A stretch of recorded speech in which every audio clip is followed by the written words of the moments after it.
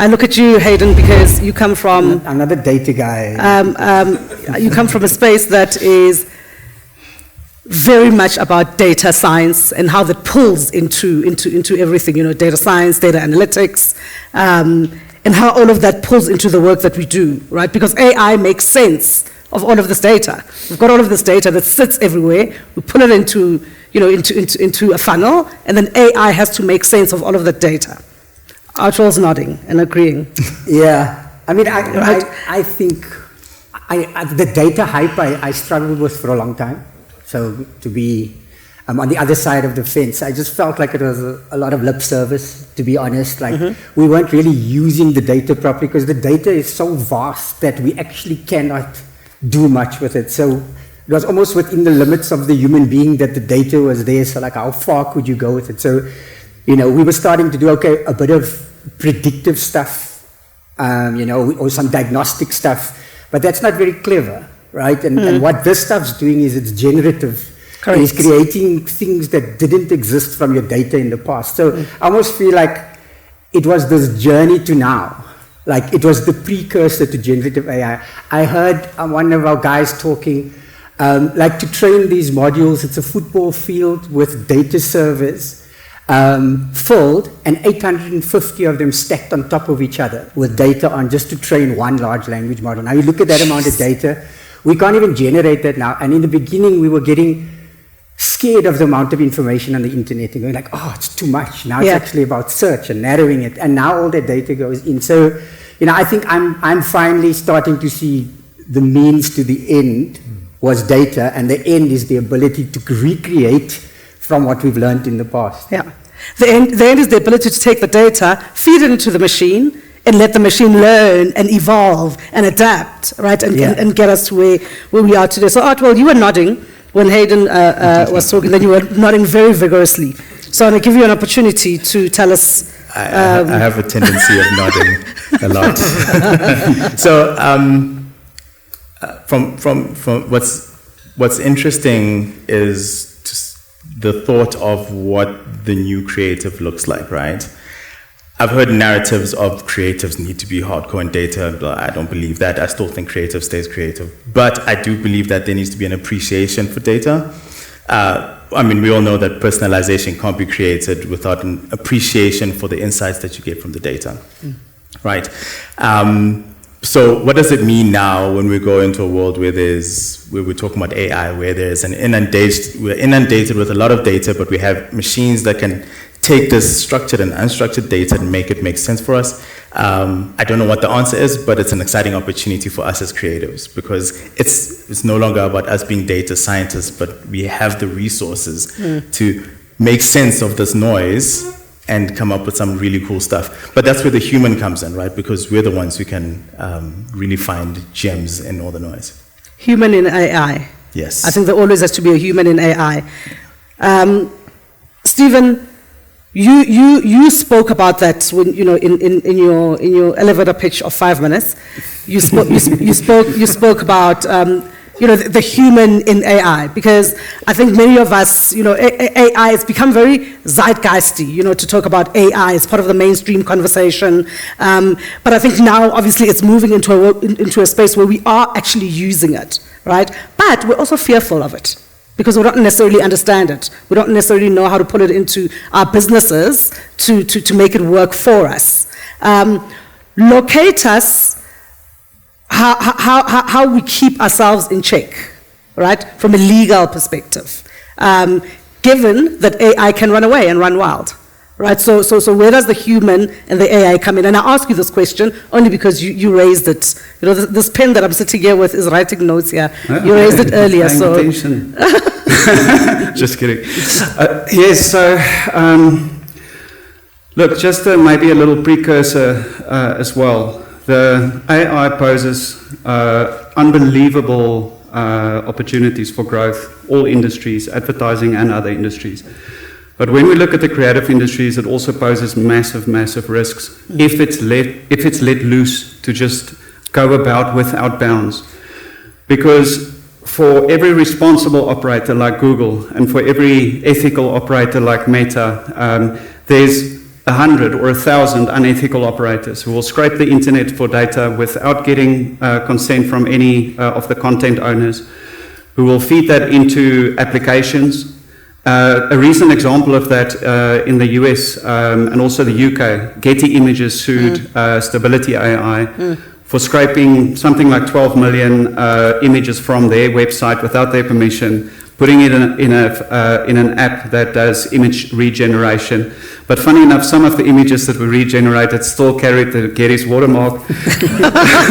And it's so therefore bearing its brand, which is another issue from an IP perspective. And there's big litigation coming on.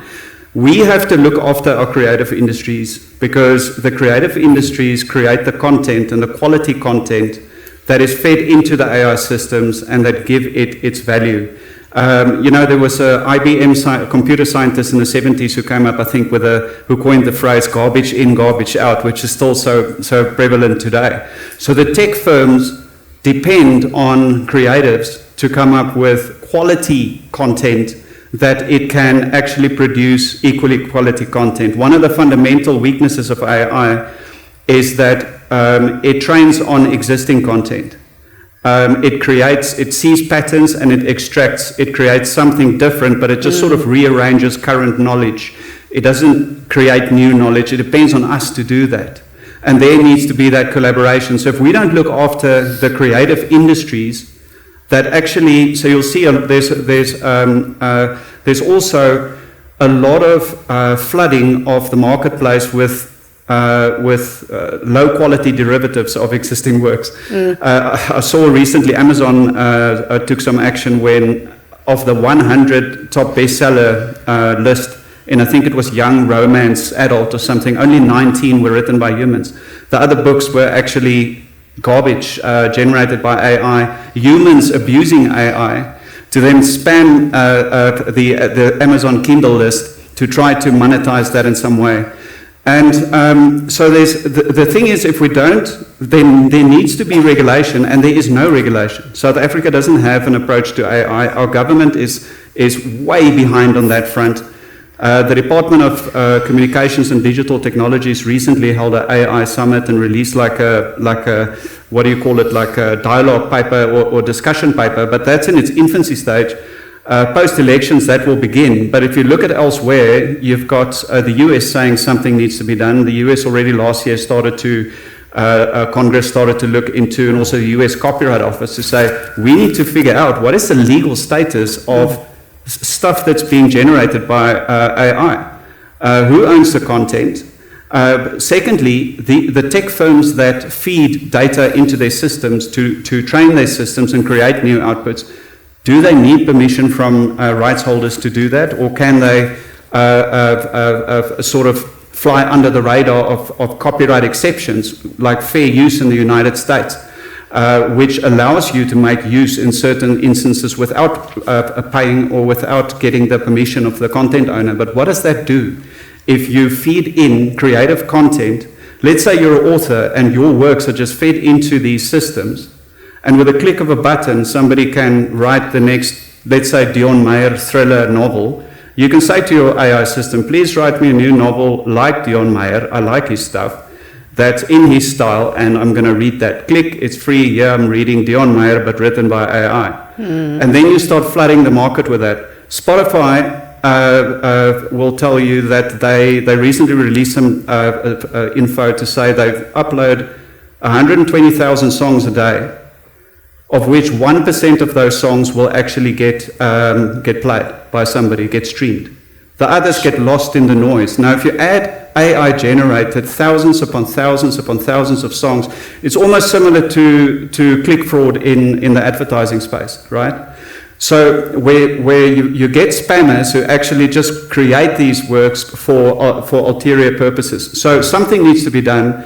There is the EU Parliament took the lead and actually enacted an AI Act last month. It's quite a long document, over 200 pages or so, and the reactions have been mixed. Tech firms are saying, look, you're now over-regulating us.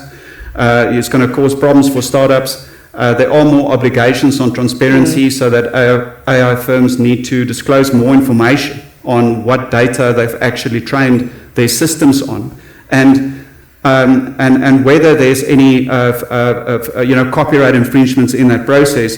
But the thing is, in South Africa, we're also going to need an approach, because as it stands, AI that's generated predominantly by a machine does not generate intellectual property rights. Yeah. So if you're an agency that uses a system, somebody sits and produces an output that you don't have a strong degree of control over the creative process. If you just put in a prompt and the magic happens and something comes out, you don't own the IP rights in that. So you cannot say to your client that I've created this work in which you own IP. It's not always a problem. The client won't mind in many instances, maybe most instances.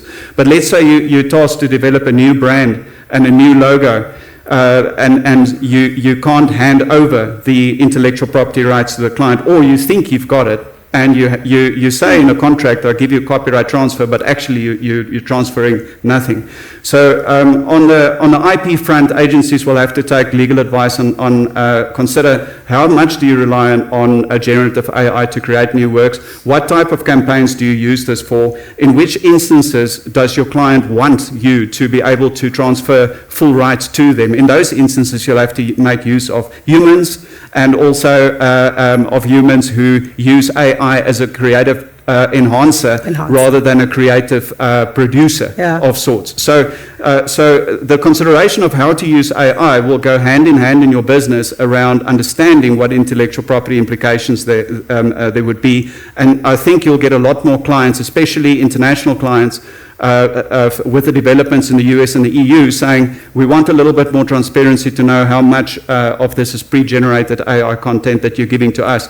Because remember, as an agency, if you work on efficiency alone, another agency that is maybe way less experienced than your agency can also put in the same prompt and get the same data, and then all of a sudden pitch the same creative concept and related materials, and that's where you need the human differentiator. I think that's a power that we will forever retain over the machine, hopefully, that we can write the most compelling narratives that are authentic and that resonate with our audiences, whether in advertising, film and television, music, and let's not lose sight of that.